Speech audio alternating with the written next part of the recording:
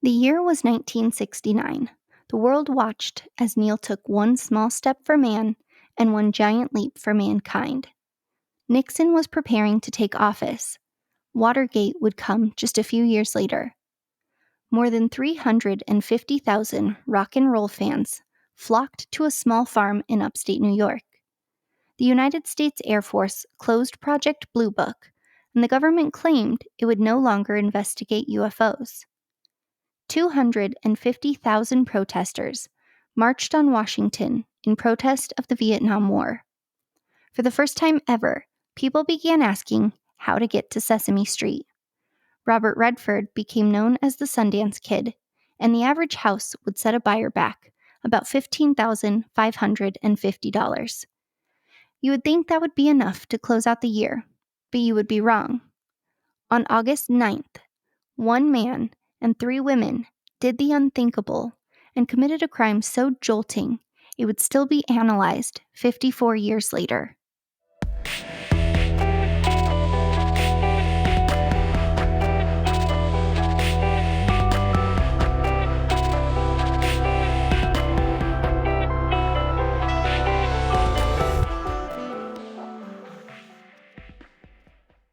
Hey there, all you true crime fans.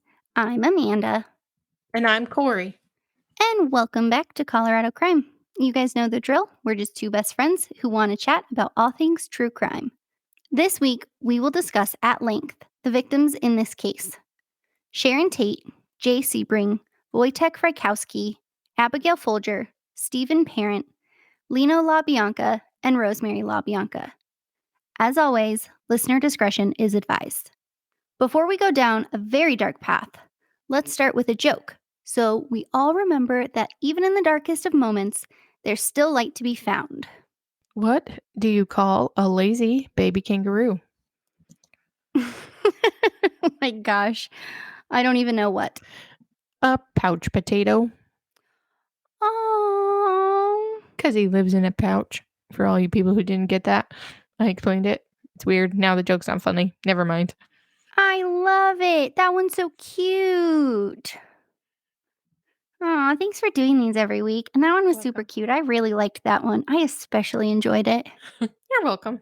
All right, well, do you have anything that you want to mention? Or do you want to just jump right in? I do have a little update about Rex Howerman, the alleged Long Island serial killer. They did match his DNA formally to the pizza that they recovered from his trash. So it's not looking so good for him. And he has court again on November 15th. I hope they get him. Me too. They're looking like they're going to have enough evidence to maybe try him for a 4th murder, not just the 3 murders. So hopefully. Oh, wow. Yeah. Very interesting. Very interesting. Did you see the little girl who went missing in New York, Charlotte? I did not. Yeah, she went missing. They were camping. Oh. And she went missing. And she was actually found alive. She was found in a cupboard. But the defendant in the case, I guess, left a piece of mail, like a ransom note, in their mailbox. And police were already What? watching the house, so they went and recovered it, found fingerprints, and went and arrested the guy. Yeah. Criminals are not getting smarter.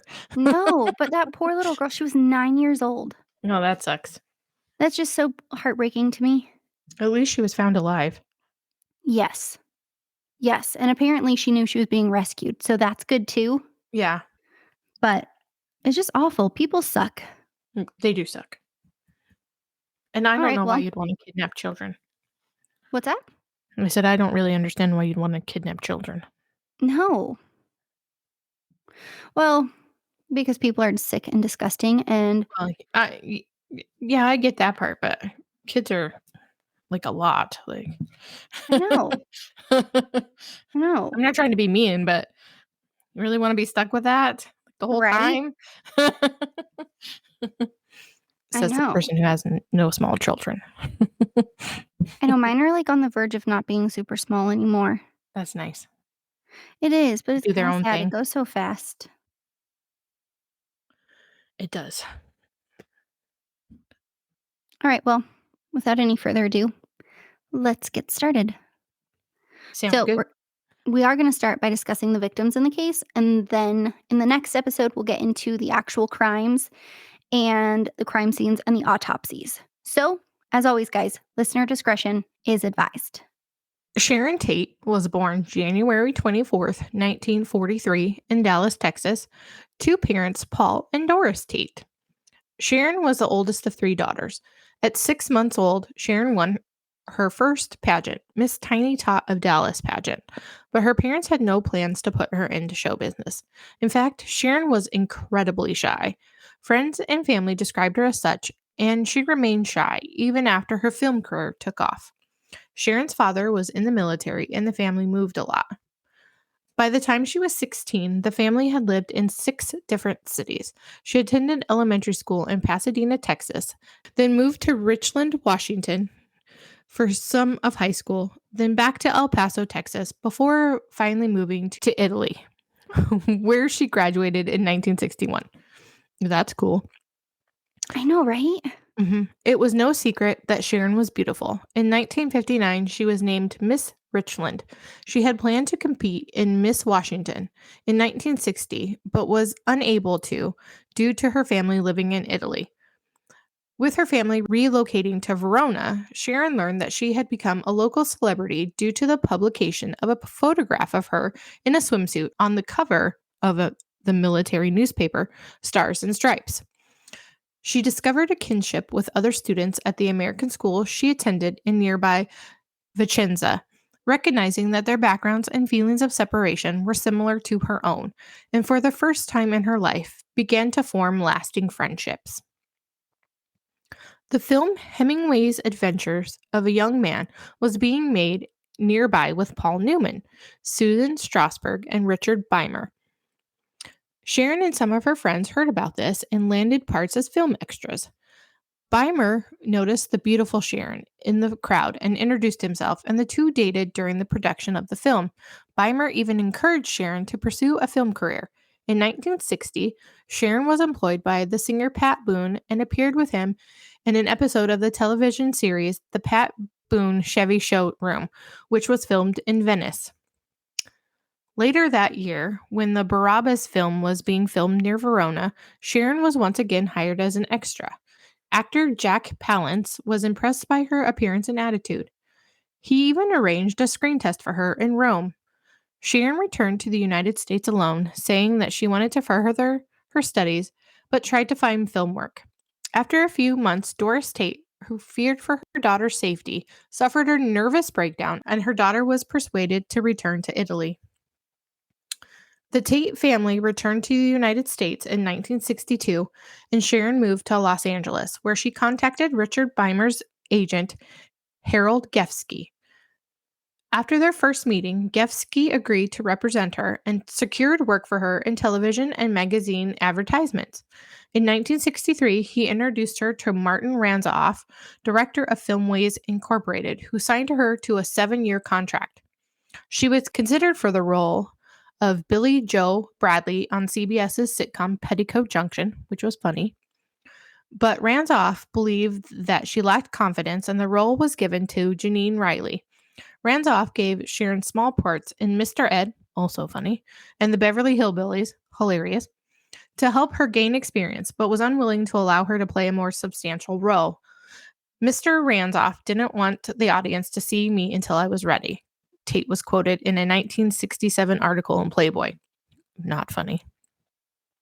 No. During this time, Sharon met the French actor Philippe Fourcroy and began a relationship with him in 1963. They became engaged, but their relationship was volatile and they frequently argued. Career pressures drove them apart, and they broke up the next year in 1964. Also in 1964, she met Jay Debring, a former sailor who had established himself as a leading hairstylist in Hollywood. Ooh. Sharon later said that Sebring's nature was especially gentle, but when he proposed marriage, she declined.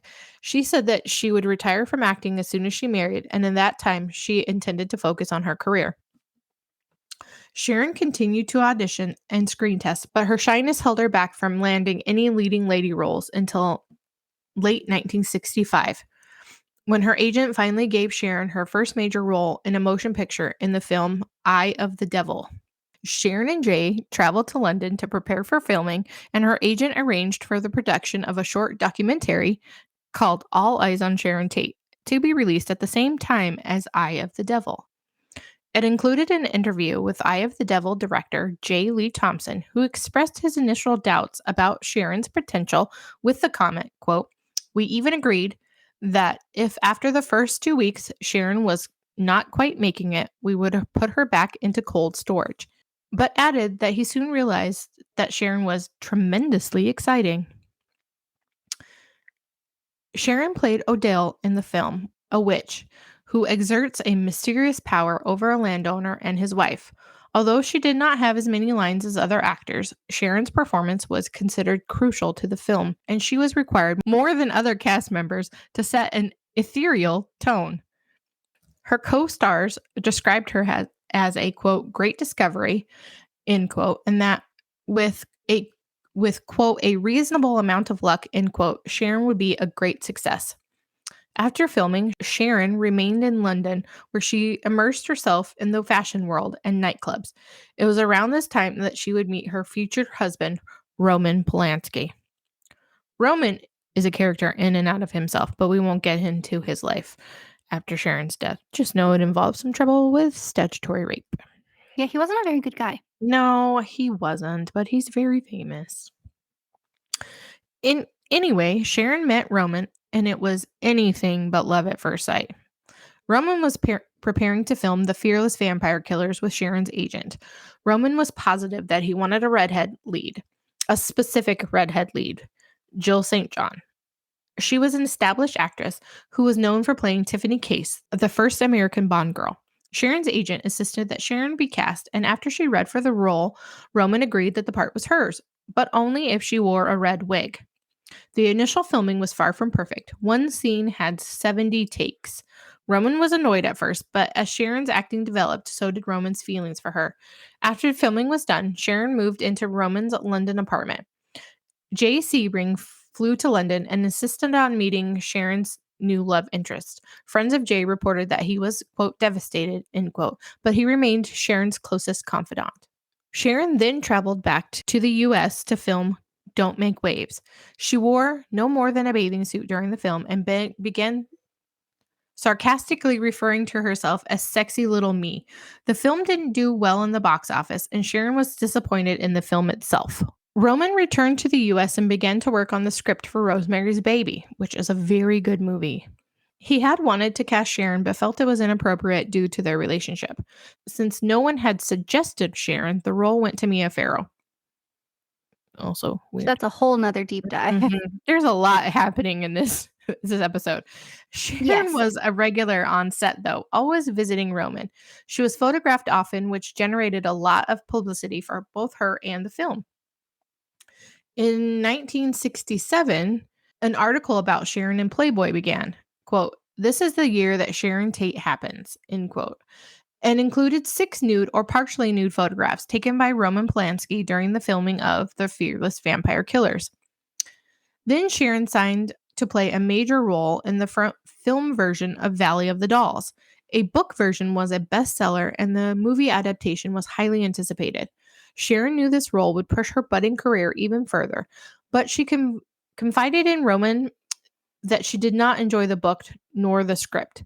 Sharon was cast as Jennifer North, an aspiring actress admired only for her body. Sharon was actually treated and viewed similarly to her character, and a magazine, Look, published an unfavorable article about the 3 leading actresses, describing Tate as, quote, "a hopelessly stupid and vain starlet," end quote. She was set to act aside Patty Sook, Barbara Parkins, and Judy Garland, who was later replaced by Susan Hayward. So, side note, unfortunately, this was the 60s, and Judy Garland was suffering from severe health problems and would actually pass away on June 22nd, 1969 in London from an accidental overdose. And it's totally, not true crime related, but Judy Garland had such a tragic life, and as I was researching this, I went down the craziest rabbit hole, and it's so sad. So if you guys have time and you guys are interested in old Hollywood, You should totally look into the life and such a sad Times of death Judy of. Garland. Yeah, She's and I love Liza her. Minnelli's mother, you know. She is Liza Minnelli's mother. Mhm. I Yep. love Judy Garland. The Wizard of Mhm. Oz is my all-time favorite movie. Mhm. She just had a really serious drug problem, She as did. most That was people did in the created. 1960s. Oh, yeah. Mhm. Well, and it was created by Hollywood Mhm. when she Most was of them cast were. as Dorothy. Mhm. She was a lot older than Dorothy was in the book, and they wanted to keep her young looking, and so Mhm. they just treated her terribly, and when she did pass away, she was basically broke, Mhm. and Yep.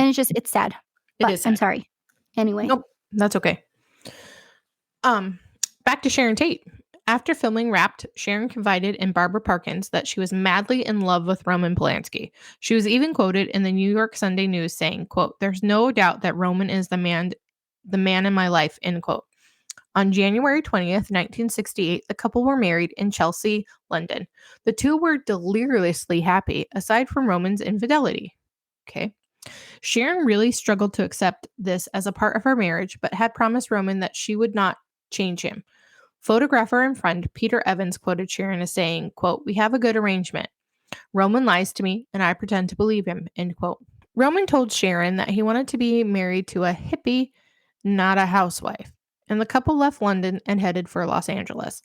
They began to run in the same circles as some of the Hollywood's hottest: Joan Collins, Mia Farrow, Warren Beatty, Jane Fonda, Steve McQueen, and the Mamas and the Papas, and record producer Terry Melcher and his actress girlfriend Candice Bergen. Oh, she's from Sweet Home Alabama. and Murphy Brown. Yes, Anne Murphy Brown. Jay Debring was a constant companion to the couple, as was Wojciech Frykowski, who Roman had known since he was a young boy in Poland. Wojciech was dating coffee heiress Abigail Folger at the time, and she began to spend a lot of time with the couple as well. Roman and Sharon began staying at the Chateau Marymount in Los Angeles for a few months until they arranged to rent Patty Duke's home in Beverly Hills. The Polanski house was often full of strangers, and Sharon regarded the casual atmosphere as part of the quote, free spirit, end quote, of the times, saying that she did not mind who came into her home, and her motto was, quote, live and let live, end quote. Her close friend Leslie Karen commented that the Polanskis were too trusting, quote, to the point of recklessness, end quote, and that she had been alarmed by it. To be completely fair, it was the time. Hollywood was a nicer, safer place in 1968. Sharon became pregnant towards the end of 1968. Then the couple moved to the infamous 10050 Cielo Drive on February 15th, 1969. This home had previously belonged to Terry Melcher and Candice Bergen, but Sharon was thrilled when she learned the home was available. She referred to it as her, quote, love house, end quote, and the couple continued to host large parties, but friends worried about the strange people that began showing up. In March of 1969, Sharon traveled to Italy to begin filming her latest film, a comedy titled The 13 Chairs, and Roman went to London to work on The Day of the Dolphin. Wojciech Frykowski and Abigail Folger moved into the Cielo Drive home while the Polanskis were away. After Sharon finished filming, she met Roman in London. She was photographed in the couple's apartment opening baby gifts before returning to Los Angeles on July 20th, 1969. Roman was set to return on August 12th, 1969, just in time for the birth of his first son. He asked Wojciech and Abigail if they would stay with Sharon until he returned home, which they agreed to. Before we discuss the awful crimes committed against Sharon Tate, her friends, and the LaBiancas, we are going to discuss the other victims. Thomas John Coomer was born October 10th, 1933. He would later be known professionally as Jay Debring. He was born in Birmingham, Alabama, to accountant Bernard Coomer and his wife Marguerite. He grew up with one brother and two sisters in a middle-class home in Detroit, Michigan. He graduated from Detroit Catholic Central in 1951 and went on to serve in the Navy for 4 years. During his service, he fought in the Korean War. After he was done in the Navy, he moved to Los Angeles and became Jay Debring. In Los Angeles, Jay attended beauty school and opened a salon on Fairfax Avenue.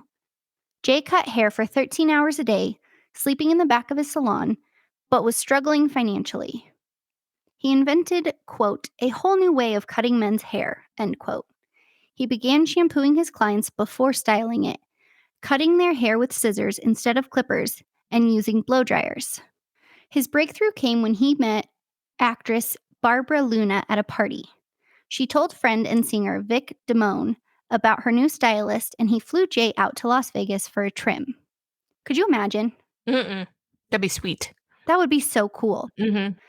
Vic Damone liked Jay so much, he shared his new hairstylist with friend Peter Lawford and Frank Sinatra.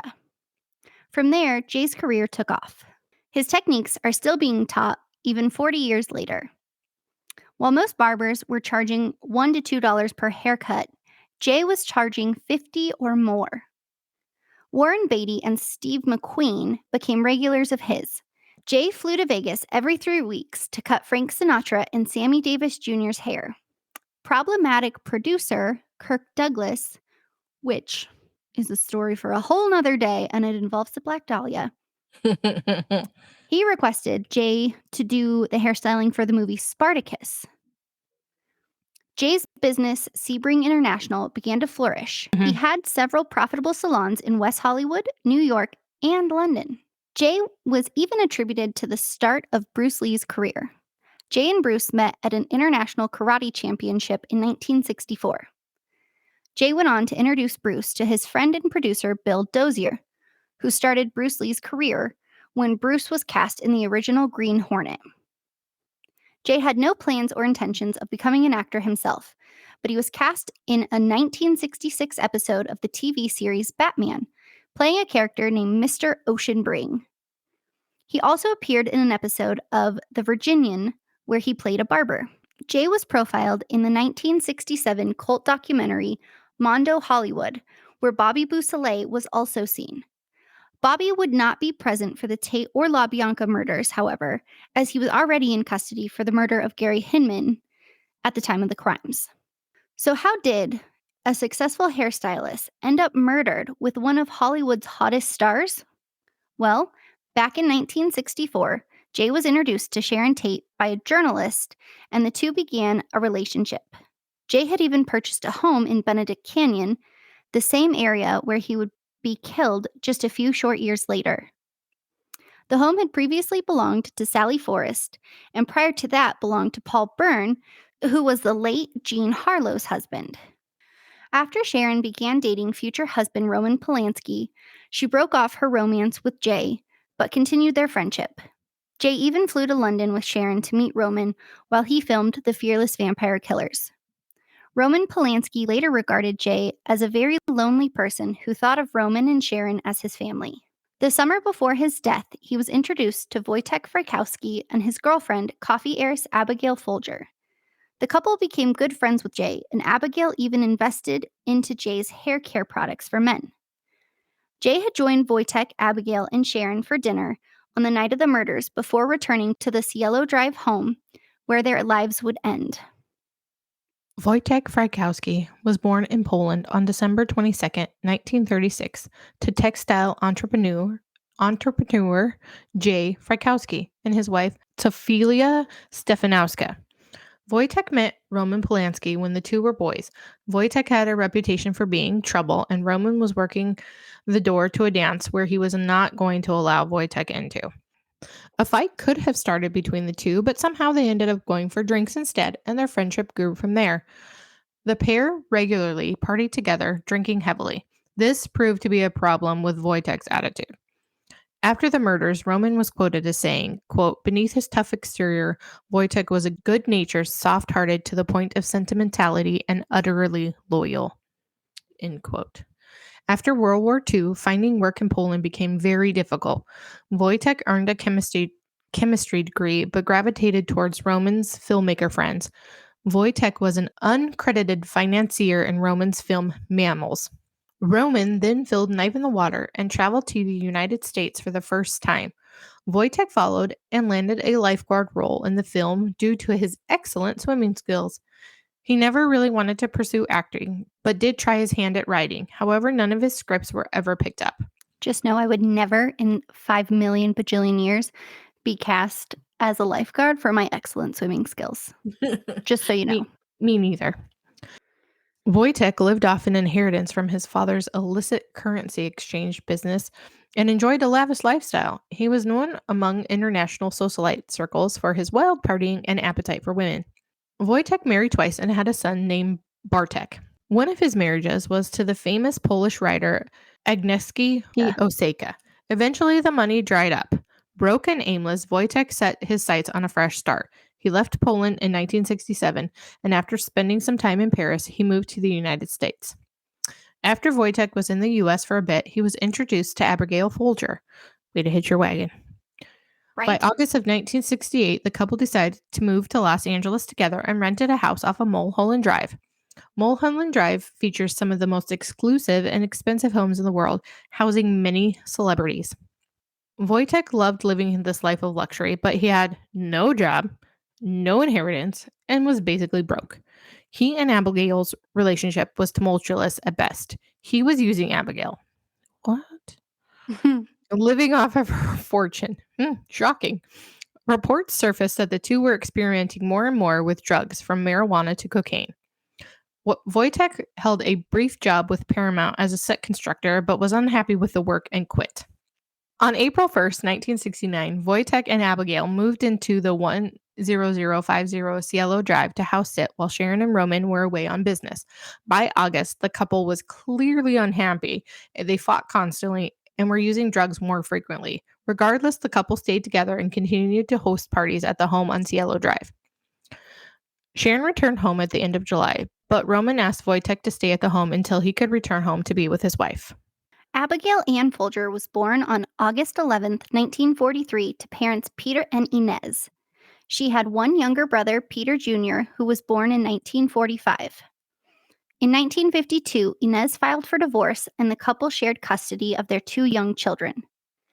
Peter Sr. would later marry his secretary, Beverly Mader, on June 20th, 1960. The couple shared one daughter, Elizabeth. After Abigail's death, Peter and Beverly moved out of the family home as it became too difficult for Peter to live there. Abigail was born in San Francisco. At the time of her birth, her father was a chairman and president of Folger's Coffee Company. Abigail grew up very privileged, attending only the best schools and associating with the hottest crowds. But Abigail didn't skirt by on her family's fortune. From a young age, she took an interest in art, poetry, and piano. She graduated from high school with honors in 1961. She attended Radcliffe College in Cambridge, Massachusetts in the fall of that year.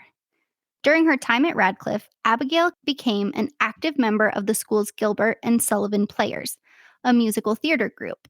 While Abigail was a freshman at Radcliffe, she had her, quote, coming out party. The party was hosted on December 21st, 1961, at the St. Francis Hotel in San Francisco. There, she made her debut into San Francisco's high society. Her debutante ball was the highlight of the season, and she wore a yellow Christian Dior dress that she had purchased in Paris the summer before. She then graduated with honors in 1964. After she graduated, she enrolled in Harvard and started classes in the fall of the same year. She graduated from Harvard with a degree in art history in 1967 and began working for the University of California Art Museum in Berkeley, California, as a publicity director. In September of 1967, she made the move to New York. She accepted a job as a magazine publisher. She left that job and went to work for Gotham Book Mart. Her income from her inheritance alone was $130,000 annually. In today's money, that would be roughly $1,195,011. I think I could live on that. I feel like a year, like I guess. I mean, I Gosh. could live on $130,000 a year. Right. I mean, quite frankly. Just I saying. know. I know. We just need parents that would, like create a coffee company. Right. Why don't our Damn parents do them. anything cool? I know. Like usually I would say like money's wasted on the wealthy. But I actually feel like she would have gone on to do really good things with her life. Probably. She would She have just maybe she would have fixed Folgers and made it a better coffee. right? Right? No Well, I offense mean, to all the people who drink Folgers, blah, blah, blah, but it's a terrible coffee. I have to So many agree. better coffees. I just think, I mean, Little plug to Bones Coffee. Bones Coffee is very good. in case you want to sponsor us, Bones Coffee. Yeah. But we're not sponsored. We're not. But we'd love to be by By Bones Bones Coffee. Coffee. That'd be fine with us. So in December of 1967, Polish author Jerzy Kosinski, who was married to Mary Howard Ware, an American steel heiress who ran in the same social circle as Abigail, introduced her to Wojciech Frykowski. At the time, he did not speak English, but both he and Abigail were fluent in French, and she became his tutor. The two moved in together, and she began supporting him financially. Abigail volunteered for the Los Angeles County Welfare Department in 1968 when she moved back to California. She rented a car, and the couple moved across the country to start anew.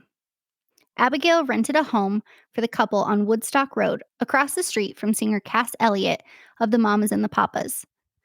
Abigail, having no car, bought herself a brand new 1968 yellow Firebird.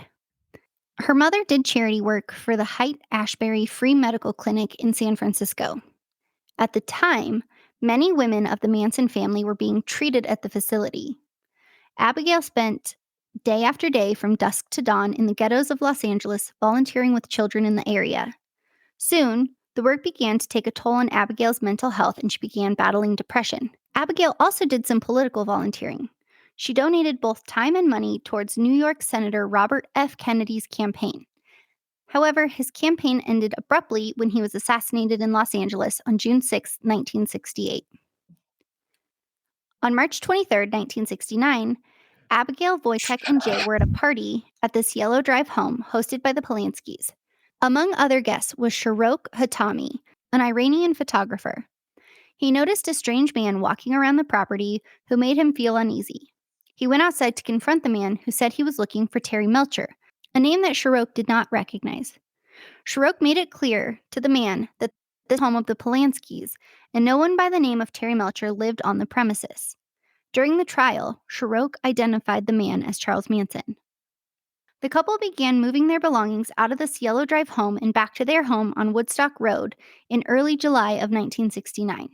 Sharon was set to return home, and they wanted to have the home ready for her, but Roman asked if the couple would stay and keep Sharon company until he returned on August 12th, as she was in her very late stages of pregnancy. The couple was happy to do so. August 8th, 1969 was a typical day for Abigail. She purchased a yellow bike that was scheduled to be delivered to the home on Cielo Drive later that afternoon.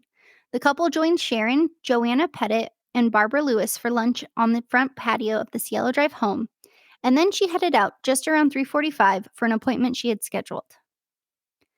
The couple joined Jay Debring and Sharon Tate for a later dinner at El Coyote Mexican restaurant. When the group returned home, Sharon and Jay went to Sharon's bedroom. Wojciech fell asleep on the sofa, and Abigail retired to her bedroom to call her mother and confirm their weekend plans. She was scheduled to fly to San Francisco on Saturday morning to celebrate her upcoming birthday. Abigail Folger was killed 2 days prior to her 26th birthday. The four friends faced a night of terror together for the sheer amusement of the Manson family. The killings were not quick, they were not pain-free, and they were not necessary. There was another person who was murdered at the Cielo Drive home, someone who had no connection to the celebrities or to the Manson family. That was Stephen Earl Parent. Stephen Earl Parent was born in California on February 12, 1951. He grew up in the Los Angeles suburb of El Monte. El Monte was known as Friendly El Monte. The town was only 30 miles away from Beverly Hills, but a world away in 1969.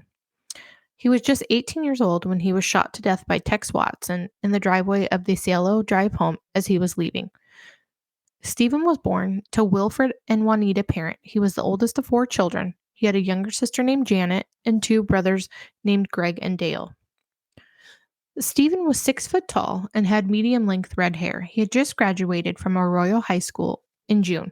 He was planning on attending Citrus Junior College in September. Stephen had a few run-ins with the law, mostly petty theft charges, and had spent some time in a youth correctional facility. While he was there, he tested at a near genius level for electronics. According to Janet, Stephen was fascinated by electronics and mechanics, and he stole several radios, bringing them home and tearing them apart to understand how they worked.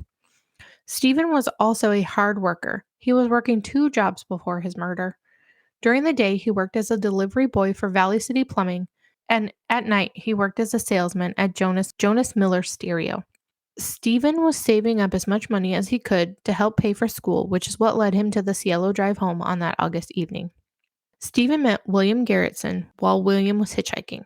William worked for Rudy Ottobello as the caretaker of the Cielo drive home. Stephen stopped by the home to sell William a Sony AM/FM Digimatic clock radio. Ooh.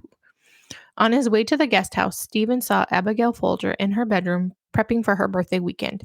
He continued on and saw Sharon Tate in her bedroom chatting with Jay Debring about how excited she was for her husband to return and for them to bring their new son into the world. Stephen arrived at William's guest home around 11:45 p.m. William decided that he was not interested in purchasing the radio, but the 2 boys enjoyed a beer together before Stephen left around 12:15 a.m. Stephen got into his father's 1966 AMC Ambassador and began down the driveway to the gated entrance. He stopped to push the button to open the gate, and when he was met by a large man, Tex yelled, "Halt!" and Stephen saw that he was carrying a .22 revolver and a buck knife. Stephen pleaded, quote, "Please don't hurt me. I won't say anything," end quote, and raised his arm to protect himself.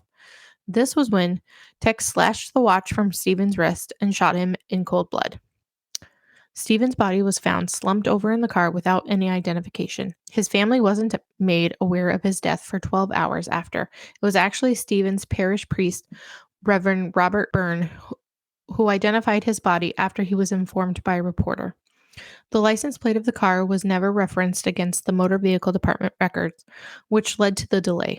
Finally, after the parents arrived home from dinner, they were contacted by a Los Angeles County deputy and told to contact the coroner as they suspected Stephen was murdered. Stephen's father called and was later told by the coroner, quote, "Your son had apparently been involved in a shooting," end quote. "Is he dead?" his father asked. "We have a body down here and we believe it's your son." Wilford began listing physical characteristics, and the coroner confirmed it was Stephen. The parent family was outraged at the lack of coverage their son's death received. I would be too. Stephen was completely overshadowed by the other famous victims. When asked why it took so long to identify the next of kin, Lieutenant Robert Madlock said, "At the time we first found the parent car at the scene, we were going over 14 different directions at once. So many things had to be done. I guess we just didn't have time to follow up on the car registration." Janet Parent has spoken at parole hearings for the Manson family against a release. She spoke at Susan Atkins as well as Tex Watkins. William Garrettson was left alive and untouched in the attacks. He was arrested on suspicion of the crimes, but when questioned, he was unaware of the murders. He was found asleep in the guest home behind the main house. Police walked a shirtless William by the bloodied bodies of Wojciech Frykowski, Abigail Folger, and Stephen Parent. Originally, he claimed he did not hear any commotion outside as he was listening to music all night. He was given a polygraph test and was found clean in regards to not participating in the crimes, yet muddy as to him having heard anything. In July 1999, a televised program was released on E, where William changed his story and claimed that he had actually seen and heard the attacks. He claimed to have heard fireworks coming from Stephen Parent's car, but assumed that Stephen was playing a prank on him as he was leaving. He then heard a woman scream near the pool, but assumed that the woman was being thrown into the pool as it was a Friday night and the group was known to host parties. He did not elaborate as to why he withheld this information. Speculation and theories about William suggest that he was using drugs and did not want to be in trouble. He was the prime suspect in the case until his polygraph cleared him. It is worth noting that he was in custody during the LaBianca murders that occurred the night after the Tate murders. Initially, police did not connect the 2 crime scenes. Pasqualino Antonio LaBianca was born in Los Angeles, California, to Italian immigrant parents Antonio and Karina. His family called him Leno. His father owned 2 grocery stores, Gateway Ranch Market and State Wholesale Grocery Company. His mother stayed home and cared for Leno and his two older sisters, Emma and Stella. In high school, Leno excelled. He was even able to skip a grade. He ran track and earned the nickname Flash. Leno worked and helped Gateway Ranch markets. At the time, he was dating a girl named Alice Schofield. In 1940, Leno's father purchased a home on Waverly Drive, and the family moved to the Los Feliz district of LA. Leno, missing Alice, forged his father's signature on a change of address form so he could return to Franklin High School and Alice. After graduation, Leno enrolled in Los Angeles City College and began studying business administration. After one semester, he transferred to the University of Southern California, and he made the switch from Gateway Ranch Markets to State Wholesale Grocery Company. Around this time, World War II began, and Leno was drafted into the Army in November of 1943. In December of 1943, he became engaged to Alice, and the couple were married in March of 1944. Leno served in Europe beginning in September of 1944 and returning home 2 years later in March of 1946. The couple welcomed 3 children together: Karina Jane in the spring of 1948, Anthony Carl December of 1951, and Louise in September of 1955. Leno became the president of both grocery businesses in 1951 after the passing of his father, Antonio. He moved his growing family into the home on Waverly, but Alice and Leno had drifted apart. The couple were divorced and moved into separate apartments in 1955. Divorce didn't seem to stop Leno. He was pushing forward and focusing on his career. He sold State Wholesale Grocery Company and put all his time and effort into the expansion of gateway markets. He also graduated from the University of Southern California with a degree in finance. In 1958, Leno met Rosemary while she was working as a waitress. The couple married in 1960 in Carmel, California. He began to distance himself from the grocery business and filled his time with thoroughbred horses. It had always been Leno's dream to race and breed them, so he did. The couple purchased a home in Los Feliz that had belonged to Walt Disney, but they sold that home a year before the murders. Leno then purchased his childhood home on Waverly Drive for his mother. Leno, Rosemary, and her son Frank all moved into the home. While living in the home on Waverly, the family began noticing strange things. They would come home and items would be missing. One time they came home and their dogs were outside, but they knew they had left the dogs inside. This seemed to happen more and more during the summer of 1969. It was later learned that the Manson family had creepy crawled several homes in the area. A creepy crawl, as the Manson family called it, was their practice of secretly entering homes without harming anyone and leaving only trace evidence. They did this as a reminder that the sanctity of private homes had been breached.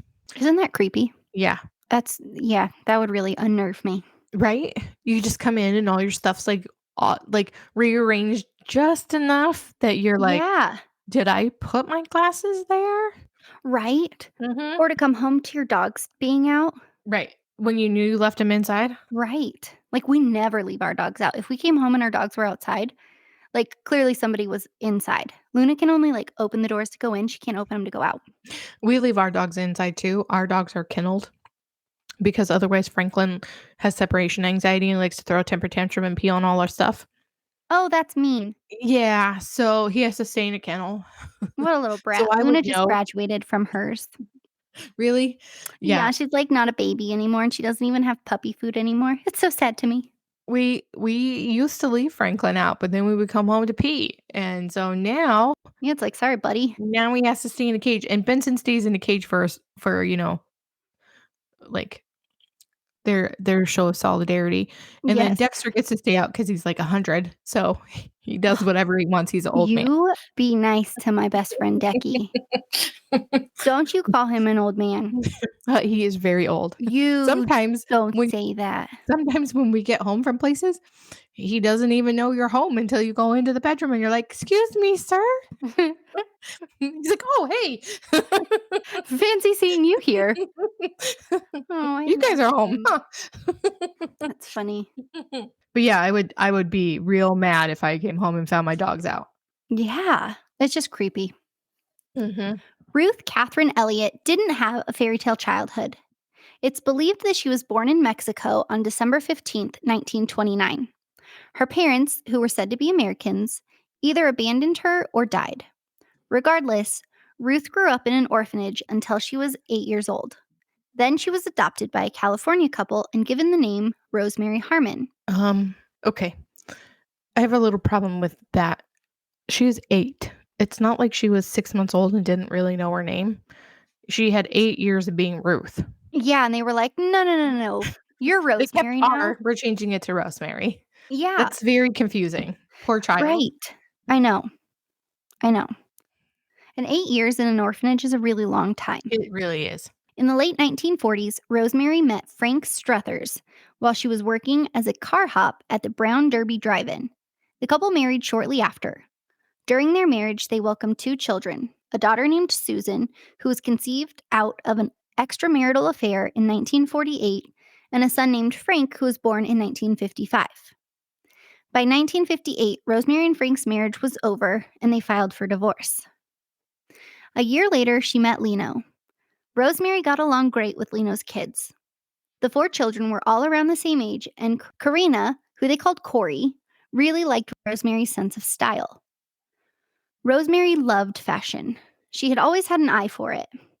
It was this love that led her to enter the business world. She took a 1957 Ford truck that was previously used for gateway markets and turned it into a mobile dress shop named Boutique Carriage. It was a huge success. Rosemary and her business partner opened a brick-and-mortar store within the Gateway Market Plaza.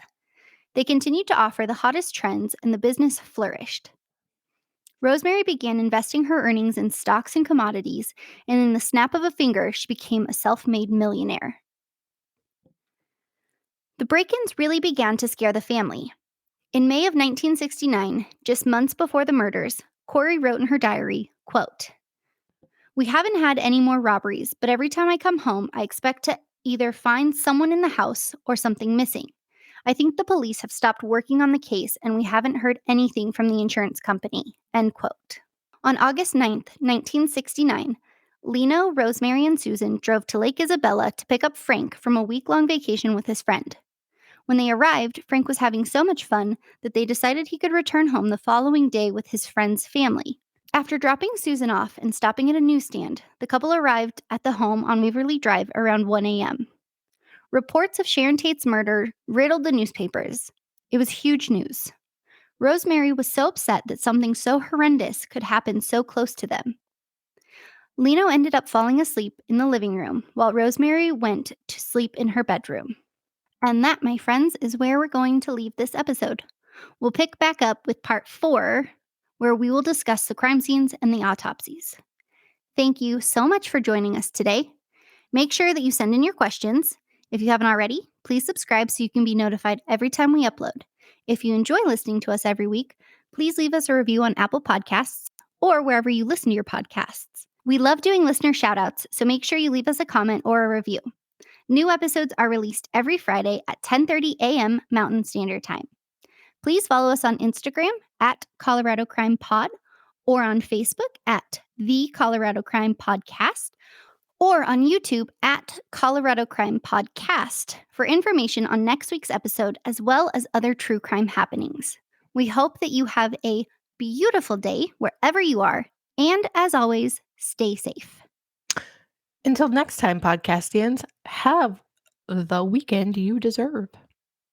And Woohoo! shout out to Brenda. Her birthday's on Friday. Thursday. Oh, happy birthday, Bren. Yeah, I her love- birthday is on the 5th, so Thursday. She'll be probably hearing this on Friday, so happy birthday, Brenda. Happy birthday, Bren. Happy birthday.